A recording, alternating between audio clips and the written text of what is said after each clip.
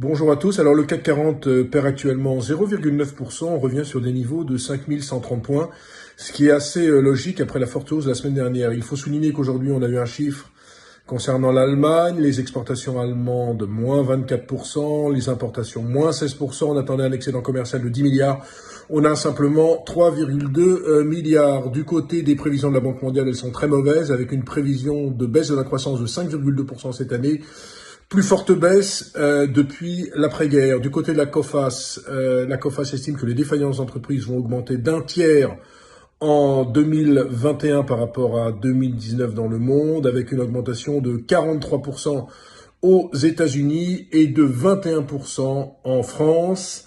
Ce n'est pas une bonne nouvelle et ça nous montre quand même qu'on pêche par excès d'optimisme sur les marchés financiers. Un mot peut-être hier de Wall Street, il y a un élément très intéressant à souligner qui n'a pas encore été vu par les marchés, c'est que les indices ont fortement monté hier à Wall Street, mais le VIX, c'est-à-dire l'indice de la volatilité, l'indice de la peur, a également monté de 5% à 26. En général, quand vous avez des marchés qui montent, vous avez sans doute un tassement du VIX, ce qui n'est pas le cas. Ça veut dire peut-être qu'aux États-Unis également, on se dit que les indices sont surévalués et donc il faut se protéger en achetant du VIX. Bref, c'est une situation assez paradoxale.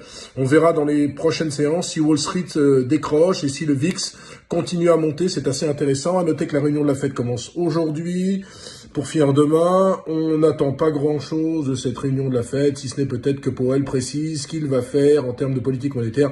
Mais on sait qu'elle sera excessivement accommodante. Donc voilà en résumé, une baisse des marchés. On revient sur les 5120, 5130.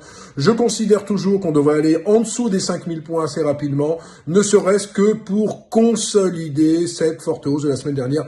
Excellente journée à vous tous, portez-vous bien.